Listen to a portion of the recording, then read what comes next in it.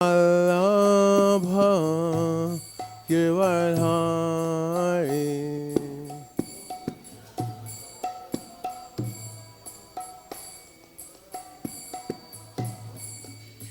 Gopi Jana Vallabha Girdhari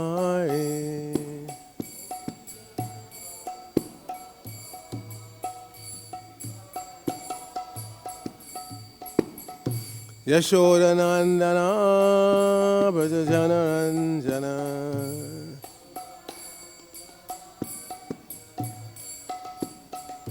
Yashoda Nandana Brajajana Ranjana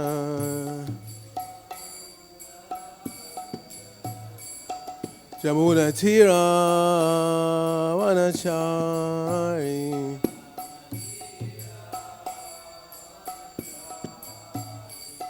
Jamuna Tira Vanachari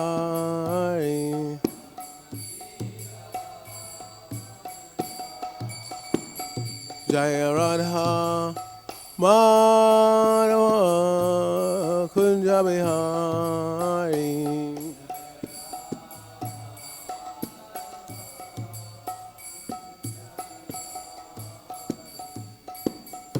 Gopi Jana Vallabha Girdhari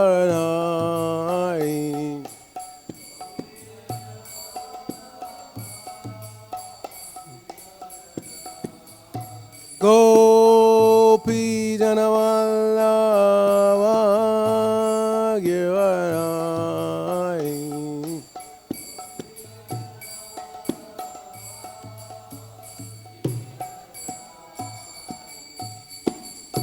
Yashoda Nandana Brajajana Ranjana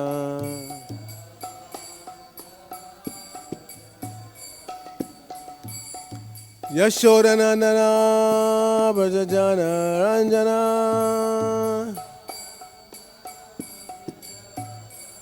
Jamuna Tira Vanachari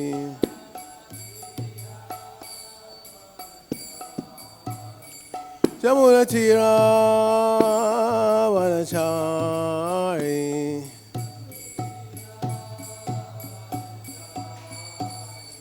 Jaya Rukmini Dwarkadish Rukmini Dwarkadish Rukmini Dwarkadish Rukmini Dwarkadish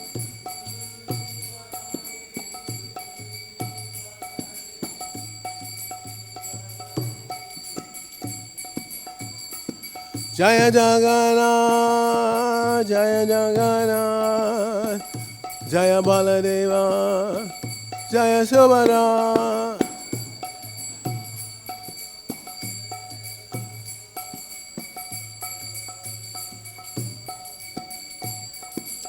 Jaya Gauranitai Gauranitai Gauranitai Jaya Gauranitai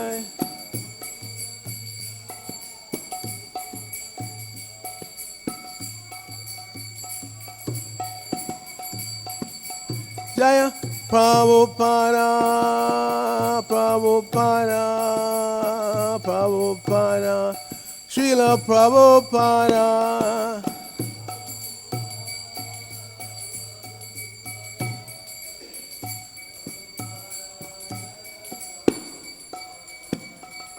Gaur Premanandi Hayaribo Jaya Om Vishnupad Paramahansa Padaprajak Acharya Asatarsa Sri Shiman ISKCON BBT founder Acharya Divine Grace A.C. Bhaktivedanta Swami Srila Prabhupada Ki Jai Nitya Lila Prabhupada Om Vishnupad Divine Grace Srila Bhakti Siddhanta Saraswati Thakur Prabhupada Ki Jai Ananta Koti Vaishnavinda Ki Jai Nama Acharya Srila Haridas Thakur Ki Jai Prem Sakohosh Krishna Chaitanya Prabhu Nityananda Shri Advaita Gadadhara Shri Vasadi Gaur Bhaktivedanta Ki Jai Shri Shri Radha Krishna Gopa Gopanath Shama Kunda Radha Kunda Giri Govardhan Ki Jai Shri Brajabhumi Namadam Ki Jai Shri Navadip Mayapur Dham Ki Jai Shri Lachal Jagannath Puri Dham Ki Jai Ganga Mayi Ki Jai Jamuna Mayi Ki Jai Bhakti Devi Ki Jai Shrimati Tulsi Maharani Ki Jai The most beautiful lordship Shri Shukmini Dwarkadish Ki Jai Shri Shukmini Dwarkanath Ki Jai Shri Shri Jagannath Baladev Subhadra Ki Jai Shri Shri Gaurnitai Ki Jai Samabeta Bhaktivinoda Ki Jai Going back to home, back to Godhead, Ki Jai.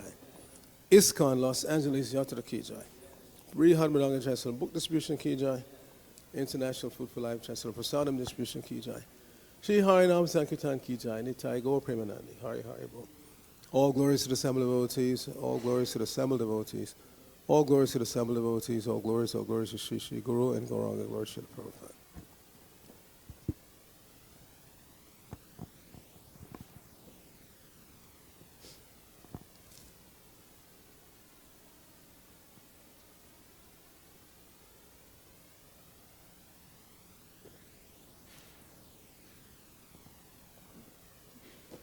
Narayanam namaskritya naram chaiva narottamam deving saraswatim vyasam tato jayamudhirayat. Before reciting the Srimad Bhagavatam, which is our very means of conquest, let us offer respectful obeisances unto the personality of God and Lord Narayan, unto Narayan Rishi, the supreme human being, unto Mother Saraswati, the goddess of learning, unto Srila Vyasadeva, the author, and unto Srila Prabhupada, who is the translator, commentator, and our spiritual master. Nashta prayeshu bhadreshu nityam bhagavata sevaya bhagavati uttama shloke bhaktir bhavati naistiki. By regularly attending the Srimad Bhagavatam class and by rendering service unto the pure devotee, all that is troublesome to the heart is almost completely destroyed, and loving devotional service unto the personality of God, and whose worship with transcendental songs becomes established as an irrevocable fact. Om Namo Bhagavate Vasudevaya. Om Namo Bhagavate Vasudevaya. Om Namo Bhagavate Vasudevaya. So we're continuing our reading from the third canto of the Srimad Bhagavatam, chapter 29. Today's text is 5.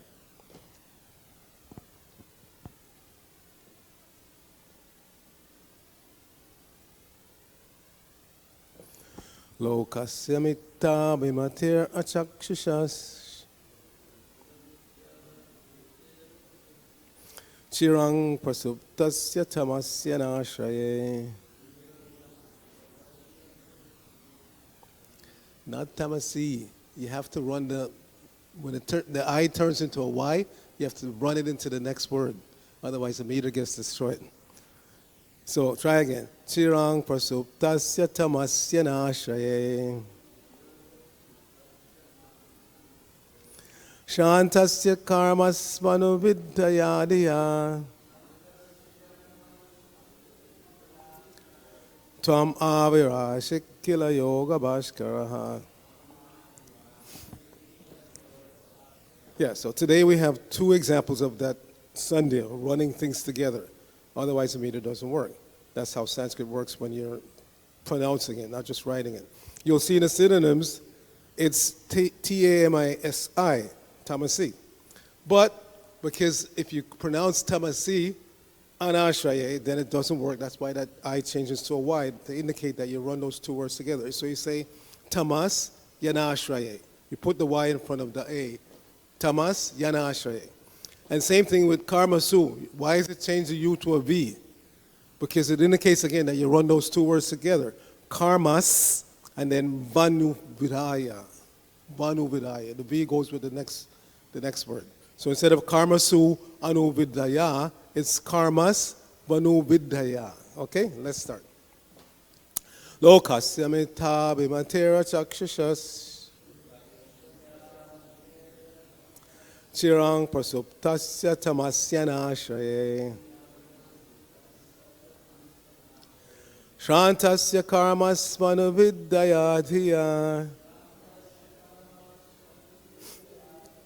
Tvam āvirāsīḥ kila yoga-bhāskaraḥ. Lokasya mithyā-abhimateḥ acakṣuṣaś ciram prasuptasya tamasy anāśraye. śrāntasya karmasv anuviddhayā dhiyā. tvam āvirāsīḥ kila yoga-bhāskaraḥ. Please chant.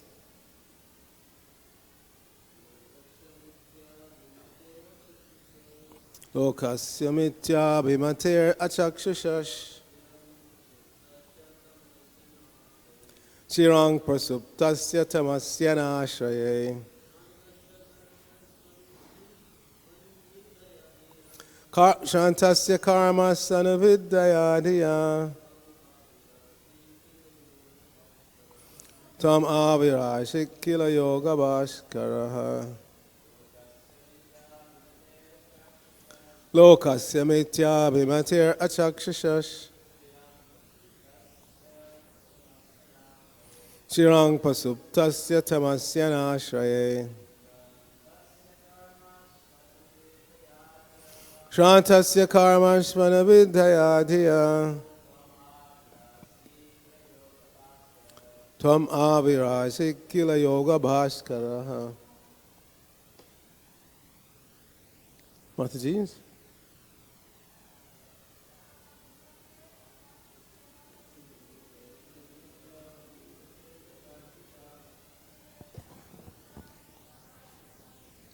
ciram prasuptasya tamasy anāśraye. śrāntasya karmasv anuviddhayā dhiyā. tvam āvirāsīḥ kila yoga-bhāskaraḥ. Okay, synonyms. Lokasya, of the living entities. Mithyā-abhimateḥ, deluded by false ego. Acakṣuṣaḥ, blind. Ciram, for a very long time. Prasuptasya, sleeping. Tamasi, in darkness. Anāśraye, without shelter. śrāntasya, fatigued. Karmasu, to material activities. Anuviddhayā, attached. Dhiyā, with the intelligence. Tvam, you. Āvirāsīḥ, have appeared. Kila, indeed. Yoga, of the yoga system. Bhāskaraḥ, the sun. Srila Prabhupada's translation for this verse: My dear Lord, you are just like the sun, for you illuminate the darkness of the conditional life of the living entities. Because their eyes of knowledge are not open, they are sleeping eternally in that darkness without your shelter, and therefore they are falsely engaged by the actions and reactions of their material activities, and they appear to be very fatigued. Please repeat. My dear Lord, you are just like the sun, for you illuminate the darkness of the conditional life of the living entities. Because their eyes of knowledge are not open, they are sleeping eternally in that darkness without your shelter.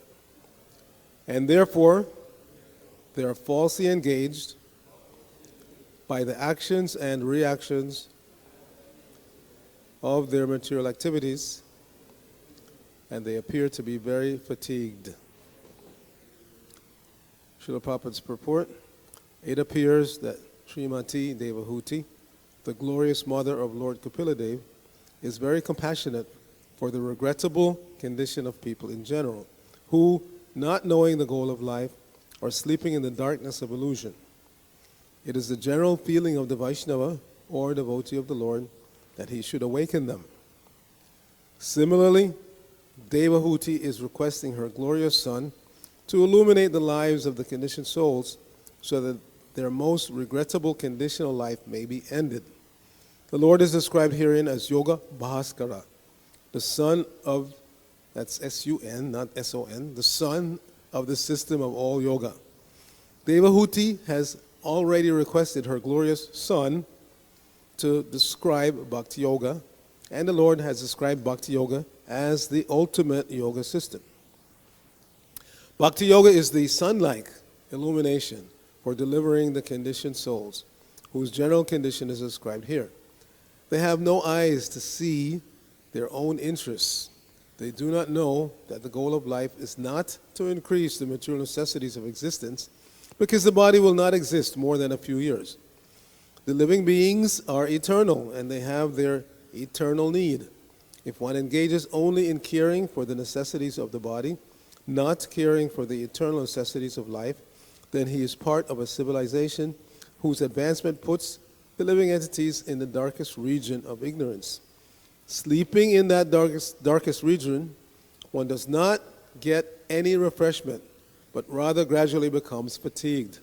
He invents many processes to adjust this fatigue condition, but he fails and thus remains confused. The only path for mitigating his fatigue in the struggle for existence is the path of devotional service, or the path of Krishna consciousness. Om Vishnu Padaya Krishna Krishnaya Bhutale Shrimati Bhaktivedanta Swamini Tinamini. Namaste Saraswati Deve Gauravani Pachayani Nirvishesha Shunyavani Pashtachadishtarni. Om Agyana Timarandasya Agyananjana Shalankaya Chakshur Unmilitam Jaina Tasmai Shri Gurave Namaha Shri Chaitanya Manobhishtang Shtapitang Jaina Bhutale Swayam Rupa Kadamayam Dadati Swapadantikam Vande Ahang Shri Guru Shri Utapada Kamalam Shri Guru and Vaishyavanscha Shri Rupam Sagarjatam Sahagana Ragana Tanvatam Tang Sajivam Shadvaitam Savadutam Parajana Saitam Krishna Chaitanya Devam Shri Radha Krishna Padan Sahagana Lalita Shri Vishakanvatangscha He Krishna Karuna Sindhu Deenabandho Gachokat Pate Gopesha Gopika Kanta Radha Kanta Namoste Tapta Kanchana Gorangi Radhe Vrindavaneshwari Vishavanu Sute Devi Pranamami Hari Pre Pancha Kalpatarubhya Kripa Sindhu Evacha Patitanang Pavanebhyo Vaishnavebhyo Namo Namaha Jai Shri Krishna Chaitanya Prabhu Nityananda Shri Advaita Gadadhara Srivasadi Gaur Bhaktivinoda Hare Krishna Krishna Krishna Hare Hare Hare Rama Rama Rama Hare Hare.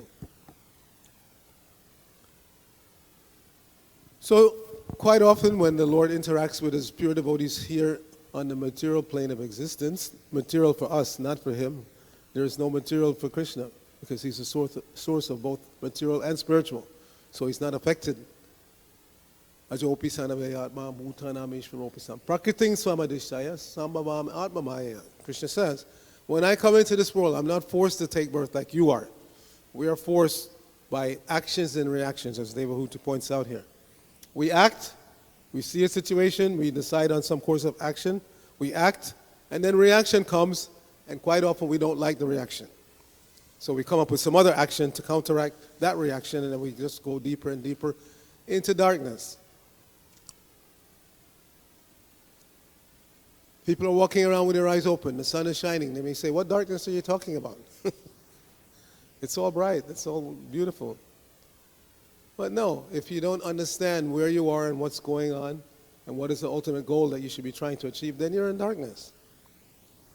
Then you're in darkness. It's just like going into the local, we still have a little shop here, right? The little store around the corner next to the laundromat. So if you go in there and say, can I cash my paycheck? They say, we don't do that. We are here to sell you stuff to eat. That's what we do. That's our business. We're not paycheck cashers. Or similarly, if you go to the bank and you write a check and you give it to the teller and say, okay, I'll take 2 loaves of bread and 5 bags of oranges, they'll look at you like you're crazy, because that's not their business. So we have to find out, what is the business of this material world? Why was it created? Why am I here? What am I supposed to do while I'm here? This is called Sambandha Gyan. This is the beginning of understanding, of making a plan to get out of this material world. Because people don't understand where they are, they're thinking, it's wonderful. Sun is shining, I have a nice car, nice companion, we're going to go to the beach, enjoy. They don't understand. Just like right now, people actually go. People who weren't here when the fires were burning, they go down to Venice Beach or Santa Monica Beach, and they're shocked to see all the crud that's there. Because a lot of stuff that was burnt in the hills washed down into the ocean, now is coming back on shore. So they're shocked. Where's all this junk coming from? They don't connect it, or they didn't know there was a fire, and so this was going to happen. So it's the same thing. People are here wandering around the material world. They're wandering from all over, Brahmaloka down to Patalaloka, looking for happiness. But this is not the place to look for happiness. At least not permanent happiness, which is the only thing that will satisfy us. Because we are permanent beings, eternal beings, as pointed out in today's purport. Devahuti, lokasya, of the living entities. That's the first word. She's concerned about the living entities. So the interaction between the Lord and his devotees generally takes the form of questions and answers. Just like the whole Bhagavatam starts out that way. Parikshit is inquiring from Shukadev Goswami.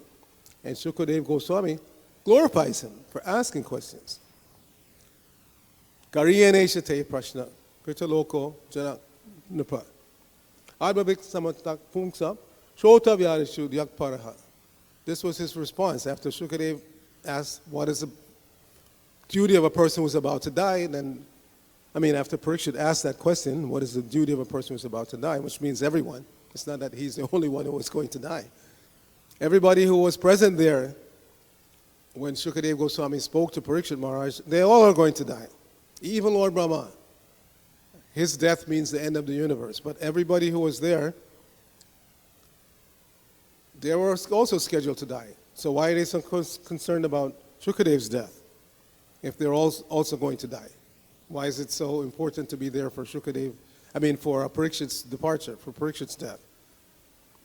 Because the questions were going to be asked and the answers were going to be given, and Shukadev Goswami glorified him. Yes, your questions are glorious. Why?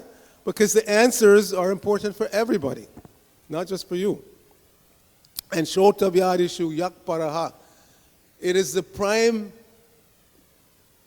subject matter for hearing for anybody who is interested in advancing nicely in life. You should hear these questions and answers. So here, Devahuti is not asking a question. She's making a statement. Lokasya, of the living entities. Mithyā-abhimateḥ, deluded by false ego. So, who's not deluded by false ego? Real ego means, I am an eternal servant of Krishna. Jivara Swarupai, Krishnera Nityadas. Krishnera Tatasta Shakti, Beda Beda Prakash. This is our actual situation. We are eternal servants of Krishna. Now, we don't like that word service. Even after we take the Krishna consciousness, if the temple commander, the temple president asks, Prabhu, I have some seva for you. We go like that because the idea of service in general is detestable when we're in material consciousness. And even when we take the Krishna consciousness, there may be some seva that I don't want to do. Just like I remember when I lived in the Potomac Temple, which is near Washington. People say the Washington, D.C. Temple, but it's actually Potomac, Maryland. And sometimes winters there are very mild, but sometimes they're not. It's in that zone where it could be very heavy. Like this year, they had very heavy winters in that side of the country. Very heavy winter this year. So the property is such that the street level is up here, and then you go down a slope driveway to get down to the temple. So in the wintertime, if it ices over, then you don't get anybody coming to the temple. So those of us who lived at the temple, it was a very small crew at that time. In addition to whatever service we had to do, everybody had to take turns breaking the ice on the driveway so people could come to the temple. So it's not a service that you look forward to doing. It's not what you really want to do. But Prabhupada said, do the needful. That's the attitude of a devotee. If you're living in a temple community, it's not that I'm a brahmana, I only ring bells and, twirl incense, but if the floor is not swept, whatever the person who normally does it didn't do it, I'm a brahmana, I don't do that. No, that's caste mentality, which unfortunately pervades in India still. That I'm of such and such caste, I only do such and such duties. Something else that needs to be done, you find the right person from the right caste to do it. That's not devotional mentality. Devotional mentality is do the needful. I'm a Brahmana, but I noticed that nobody swept the floor this morning. Before the doors open, let me get a broom and sweep the floor. That's the Brahminical, that's the devotee mentality. So anyway, we had to break the ice. That was the needful thing to do. Otherwise, we wouldn't get people coming. And it's not like here where, even when the weather is not so good, still you get a decent turnout. If you miss one visit from one person, what to speak of nobody comes for the Sunday feast to a small temple like that, it's a big deal. That means no money goes in the hundi box and nobody brings any atta or, it's a big deal. So it's not that the devotees are dependent. We're all dependent on Krishna. Everyone is dependent on Krishna. Even those who think they are not dependent on anyone. No, that's part of the false ego. That's part of the ignorance that we're in. To ever think that we're not dependent on Krishna. That is foolish. Because at every stage of our existence, we are dependent on Krishna. So David Hooch is pointing out that the living entities deluded by false ego, they become blind. They can't really see what is what. And the classic example given in Vedic philosophy is the rope and the snake. If you're walking down the street, dusk, and there's a thick rope on the street, and you think it's a snake and you go like that, then you made a mistake. Or vice versa. You're looking around, you want a rope to tie something, and there's a snake lying there, and you, in your darkness of ignorance, you think it's a rope and you pick it up, you may get bitten. So both mistakes are not good. So the only way to avoid making mistakes is to hear from someone who knows. And that's the whole Vedic presentation. Tasmā gurum prapadyeta jigyasu shreya uttama. You have to approach a guru, a spiritual master, who knows what is what and can tell you what to do and what not to do. How to act in such a way that you don't get any material reaction, good or bad. Akarma. There's karma, avikarma, and akarma. So karma means generally prescribed duties. Duties prescribed by the Shastra. And if you do them, then you will get a good reaction or good karma, good result, karmic result. And then there's vikarma. I don't care what it says in the Shastra. I don't care what anybody says. I'm going to do my thing, regardless. And then you ultimately wind up breaking the laws of nature, breaking the rules of the scripture, and then you get very, very bad reaction, and then you wonder why. And because you're in ignorance of false ego, you always blame somebody else. It can't be my fault. I'm a good guy or a good girl. So if something is going wrong, it's somebody else's fault. They didn't do what they were supposed to do, or they did something that they're not supposed to do. So both of those are not correct. You need to be guided to the platform of akarmic activity. Activities in Krishna consciousness that don't produce any material reaction, good or bad. Because even if you get good material reaction in the form of high birth and money and intelligence, etc., it's all temporary because it's based on this particular body. And unfortunately, people who get good karma, they flip the switch almost immediately, at least in Kali Yuga. Previously, you would have a dynasty of people who acted properly. So the forefathers passed on this knowledge to their generation after generation. So you have whole families who remain on a high platform because they acted properly generation after generation. But nowadays we see within one generation, everything gets flipped. One generation, they're very wealthy, very high placed, and the very next generation, it's all taken away. Because the offspring were not properly trained how to continue the family traditions. And that was Arjuna's argument in the first chapter, that if we kill all of these soldiers, their wives will be polluted and we will get Varna Shankara and the whole society will fall apart. Adharma Bhimavat Krishna, Pradukshanti Kulasya, Srishu Dukshas, Konti. He's making that argument that we have to maintain the family traditions. But Krishna destroyed that. Family tradition, no. What I'm asking you to do is beyond family tradition. It's on the platform of devotional service. And even though externally it may seem that devotional service has produced some harsh results, like again, all those men that were on the field died. They were killed. So that may seem, wouldn't it be better if Arjuna just like went to the forest and meditated like he was suggesting and not so much blood had been spilled? But Krishna had his plan. And everybody who died in his presence, they got liberation. And the world was better off. If the dynasty of Duryodhana and company had prevailed, the world would have been a much different place. Then we wouldn't have had Parikshit and Shukadev interacting. We wouldn't have had this Srimad Bhagavatam. Because that's not what they were after.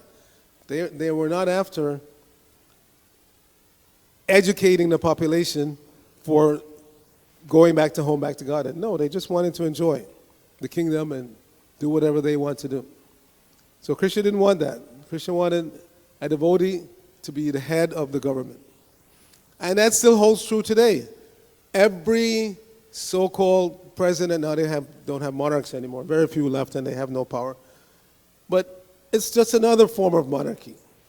Now instead of calling them a king, you call them president, but they act like kings. Like, I can do anything I want.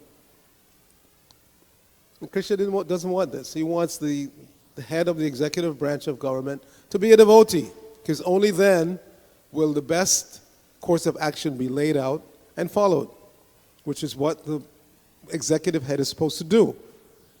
Make sure that everybody in the kingdom or the country or whatever you're ruling over, that they act properly and for his or her benefit also. We find out from the Srimad Bhagavatam that the executive head of the country gets 1/6 of the karma of the persons that they're leading. So just imagine, if you have a country like America of 340 million people, the vast majority of whom are engaging in sinful activities, that's a lot of karmic reaction, negative karmic reaction for the head of the country to absorb. But they don't know that. They're thinking they have, 4 years or 8 years or whatever time is allotted to them to enjoy by leading according to their whims. But no, Bhagavatam says no. If you assume any form of leadership, and not just being the leader of a country, but the leader of anything, the leader of a company, the leader of a family, the leader of a spiritual community, whatever leadership post you assume, you will get reaction if you don't do it properly. So it has to be done properly. And in order to do anything properly, one has to be properly trained. But nowadays, people don't want to be trained. They abhor training. At very best, they will say, just give me the general idea and then I'll figure out the rest. Why? Because they want glorification. He or she came up with such a wonderful new way of doing things. And we see after a few months, a few years, a few decades, the whole thing falls apart. Because anything based on speculation that is not in contact, not in line with the desire of the Supreme, is not going to last. It's not going to last. So Krishna has given, first of all, by an oral tradition, starting with Brahma, he has given what is to be done and what is not to be done. Pravritim cha nivritim cha jana navidur asura. And if you don't know in every situation what you should do and what you should not do, then you're an asura. Krishna says that in the 16th chapter. Pravritim cha nivritim cha jana navidur asura. Anybody who doesn't know what is to be done and what is not to be done in all circumstances in life is an asura, a demon. Because if you really care about what you're doing, then you want to know how to do it properly. And if you don't know how to do it properly, why would anybody come to you? It's something as simple as a mechanic. Right? Today, Arcita Prabhu has to take our Sankirtan van to get fixed. So he's not going to just drive into some parking lot anywhere and ask any guy that he sees, hey, can you help me? No, he's going to look for an authorized, accredited mechanic and go there. So it's the same with anything. The same with medical knowledge or legal knowledge or spiritual knowledge. It's not something that you can figure out on your own. You should go to somebody who already knows and let them tell you what you should do and what you should not do. It's common sense. But nowadays people don't even have common sense. As they say, common sense is not very common anymore. And therefore, they're easily misled in all of those fields. You want to get your car fixed, and to save a few bucks, you just go to some the cheapest guy you can find, and then you wonder later on why the problem wasn't fixed. Because you didn't go to somebody who was accredited, somebody who knew what they were doing. And the same thing with anything, with finances, with legal problems. You don't just go to any person. You try to find the best so that you can get the problem solved in a timely manner, successfully. So the same thing is there with spiritual life. So here, Devahuti is making a statement that because people are, in general, in false ego, they become blind, they can't see what they should do, what they should not do, and therefore they remain in this material world, which is a place of misery, wherein repeated birth and death takes place. So her questions and her interaction with her son, Kapila Dev, is going to lead to genuine spiritual knowledge that we should assimilate and be eager to share with others.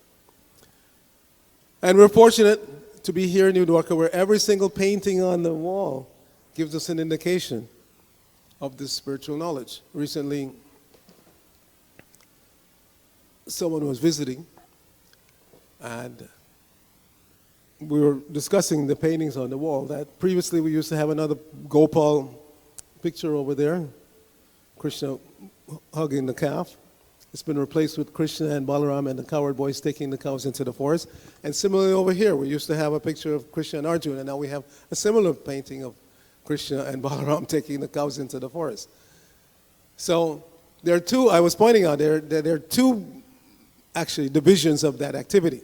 There's in the morning when they're going out with the calves, taking them to the pasture, and then there's in the evening when they're coming back.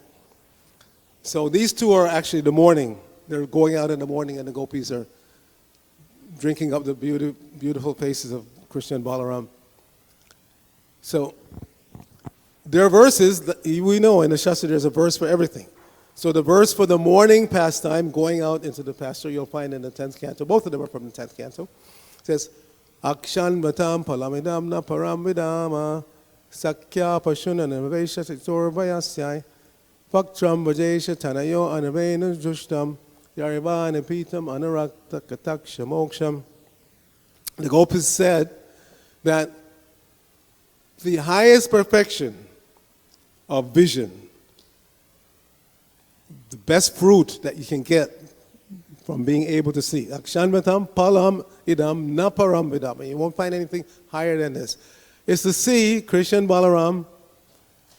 Akshanvatam palam idam na. Pakram vajesha tanayo. They're herding the cows in front of them, and they're playing on their flutes while they're glancing lovingly at the residents of Vrindavan.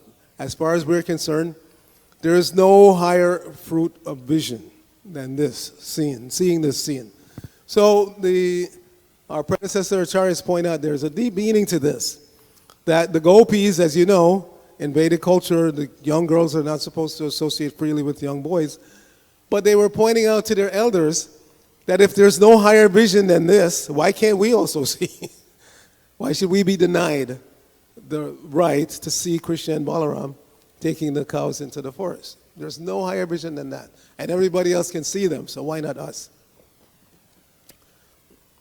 And then the opposite, when they're coming back from being out in the pasture all day, there's a verse for that also. Now we don't have, but upstairs, if you go upstairs to Prabhupada's quarters, when you get to the top of the stairs, if you turn around and look on the wall, there's that painting of them coming back in the evening.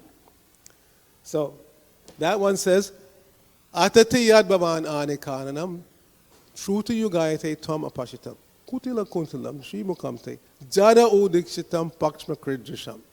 So that verse says that Atati yad bhavan anikananam, every day when you go out to the forest, shruti yugayate tvam apashitam, we don't see you. Pashya means to see, apashya means not to see. So during the daytime while you're gone, we're not seeing you. And every moment, every truti, fraction of a second, becomes like a yuga. Truti yugayatam, yugayate tvam apashyatam. Then kutila kuntalam, shrimukamte. Then finally, you're coming back. And we can see your beautiful face with the curling locks of hair. But what happens? Jada udikshatam pakshma kridrishtam. This foolish creator pointing out Lord Brahma. They're not being mean. They're just expressing how much they love looking at Krishna, that the foolish creator has created eyelids that blink. So for a fraction of a second, again, we don't see you. Every fraction of a second is like a yuga during the daytime when we're not seeing you. And now we get to see you, and now for a fraction of a second we don't see you. So again, we're in misery in that way. So these are just some points. If there are any questions, comments, we can stop here. Yes? Yes, grab the microphone.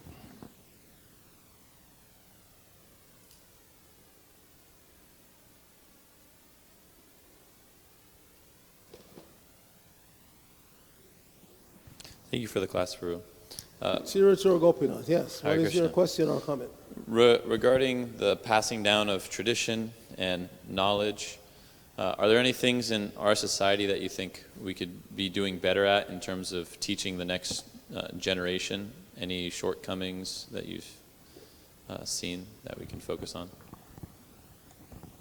Well, I wouldn't say shortcomings. Over the last, beginning with Prabhupada being here, he's the one who instituted Bhakti Shastri. He wanted devotees to take the Bhakti Shastri and Bhakti Vaibhav and all the way up to Bhakti Vedanta. So we're an educational institution. However, in some instances, again, like I said, when there's crisis management, you only have a handful of devotees and there's so much to be done, sometimes that gets shunted aside. But at the very minimum, we should come for the daily classes. And that generally means Bhagavatam and Bhagavad Gita in the evening. Bhagavatam in the morning, Bhagavad Gita in the evening. And on your own time, whatever time you can find during the day, then you should try to study Prabhupada's books. The books are there. Now, it would be ideally, again, every temple should have ongoing educational activities, not just the class morning and evening, but some ongoing educational activity to push the devotees along, to push the congregation along, to learn more and more, appreciate more and more Srila Prabhupada's books. But it's not always possible, again, because sometimes, especially nowadays, this temple back in the 70s was wall-to-wall devotees. The Brahmachari ashram was where the store is now, and it was literally brahmacharis sleeping like sardines. 100 brahmacharis up there. Now, we have 2 brahmacharis in the ashram, 3. And a handful of grihastas living in the block. So it's gone down drastically. So you may not always have the luxury of being able to set up, a strict educational regimen outside of the classes where you can invite people to come and study for Bhakti Shastri, etc., etc. But as far as possible, every one of us is ultimately responsible for taking advantage of these books. It's not that if there's no structured education, then I won't learn. No, you should be eager to learn. And the beauty of Prabhupada's books, of course, nowadays we have our little handheld devices, you see. You can scroll and find anything in a second. But even if you don't have your whatever with you, every one of those books has an index. So if you get an idea, let me learn more about karma. You just look up karma and it just tell you which pages have information about karma. And you learn more about karma in that way. So it's our individual responsibility, but of course the leaders of the community should try to see that this is instituted as much as possible, that learning takes place regularly and to the highest degree possible. Because that's why Prabhupada wrote his books. He said on many occasions, I didn't write these books just for selling. I wrote them for you to learn. Because sometimes we're eager to go out and distribute, but we don't find any time to study. And Prabhupada was not fond of that. Famous interaction right here, when the devotees got to the point where they're distributing 100 big books at the airport. So Ramacharya was eager to tell Prabhupada, they're distributing 100 of your big books at the airport. Prabhupada didn't respond right away, but then he said, but are they reading the books? So it wasn't just about selling. If it was just about selling, he would have said, whoa, wonderful, now make it 200. No, it was not just about selling. Because it's understood that out of a society of ignorant people, lokasya, of all these people that are out there, most of them are blind and they're not interested in spiritual knowledge. So when you get even a handful, you really have to concentrate on making that handful as knowledgeable as possible, because they then can go out and enlighten others. So it's part of our responsibility. long-winded answer to your question, but yes, we can do better, but quite often the reason why we don't in that regard is because of crisis management. We don't have a lot of devotees, and the ones that we have are stressed. They have to do pujari service and kitchen service and then go out, and so it's very difficult to have that constant flow where you can invite the congregation and others to come and learn. But that's what Prabhupada wanted. Like Prabhupada eventually wanted to have a Varnashram college where people can come and learn how to do these different varnas properly, how to be a Kshatriya, how to be a Brahmana, how to be a Vaishya. Because ultimately all of those occupations should be based on devotional principles. Not that you just learn how to trade and how to raise cows and no connection to Krishna. No, there has to be that connection to Krishna. Granta Rashima Bhagavatam ki jai, Srila Prabhupada ki jai. Gaur Bhakta Vrinda ki.